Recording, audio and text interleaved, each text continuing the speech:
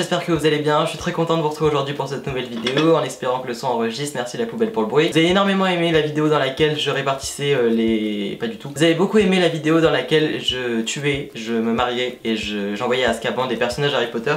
Vous m'avez dit continuez à faire des vidéos dans ce style là. Et du coup j'ai décidé aujourd'hui de vous faire une vidéo tu préfères version Harry Potter. Donc j'ai créé des questions, j'ai créé une dizaine de questions, tu préfères ça ou ça par rapport à Harry Potter. Et du coup je vais aujourd'hui y répondre et puis j'espère que ça va vous plaire. Première chose, tu préfères passer 6 mois avec Ombrage ou avec Trelawney? La question est difficile mais quand même je dirais largement Trelawney parce que quoique me lire l'avenir, merci. Mais bon, comparé à une Dolores, c'est largement mieux Sibylle.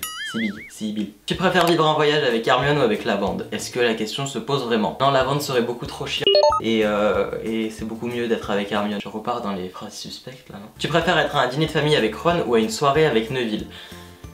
Alors, disons que Ron en repas de famille, je suis pas sûr qu'il se comporte très bien, très poliment. Voyez-vous, hein, il va en foutre de partout. Et Neville à une soirée, je suis sûr qu'il danse encore pire que moi, donc je dirais un repas de famille avec Ron, mais il mange pas, genre il fait le service.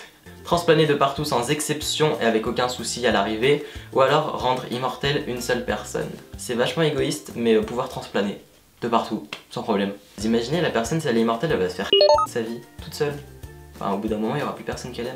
Supporter un cours de Flitwick pour passer 1 heure en... Je fais des trucs trop compliqués après j'arrive même pas à me relire. Supporter un cours de Flitwick pour passer 1 heure en solo après avec McGonagall, ou supporter un cours de McGonagall pour passer ensuite 1 heure avec Flitwick. J'ai envie de dire qu'il n'y a pas grand chose qui va à la hauteur d'un petit dîner en tête à tête avec McGonagall. Envoyer Bellatrix à Azkaban mais laisser Voldemort dans la nature, ou l'inverse, donc envoyer Voldemort à Azkaban et laisser Bellatrix dans la nature. Je crois qu'à aucun des deux c'est la bonne solution. Je dirais, je dois vous avouer que c'est pas forcément facile en ce moment entre Bellatrix et moi. Donc c'est un peu disputé, donc tu retournes à Azkaban en fait. Ouais, moi je suis comme ça. Et du coup Voldemort, fais ta vie, j'ai envie de te dire, tranquille, va où tu veux, si t'as des ponts à faire sauter, des moldus à tuer.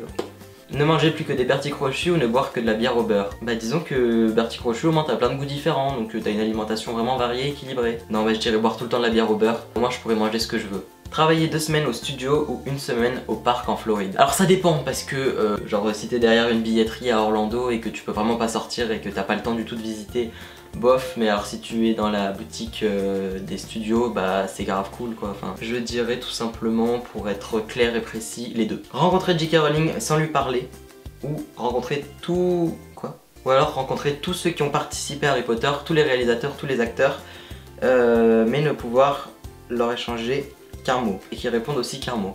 Je dirais rencontrer J.K. Rowling et puis on s'écrira, enfin face à face, on fera un truc. Genre on écrira des phrases et tout, on arrivera à discuter et puis comme ça je comprendrai mieux que si elle le dit et que je comprends pas parce que... mais voilà. Faire revenir à la vie Edwige ou Rogue? Bien évidemment sans hésiter, non je rigole, Rogue bien sûr. Faire revenir Rogue. Parce que Edwige elle est sympathique mais voilà. Habiter le terrier ou le manoir des Malfoy? Est-ce que la question se pose un endroit délabré et dégueulasse? Non, je rigole, je suis vraiment méchant. En plus, elle est sympa, leur maison, peu bancale, mais elle est sympa. Et le manoir des Malfoy, hyper lumineux, franchement, super. Participer au tournage des Animaux Fantastiques 2, donc en étant, comment on appelle ça? En étant figurant, ou alors jouer entièrement dans les Animaux Fantastiques 5, donc dans 10 ans. Enfin, un peu moins, 8 ans.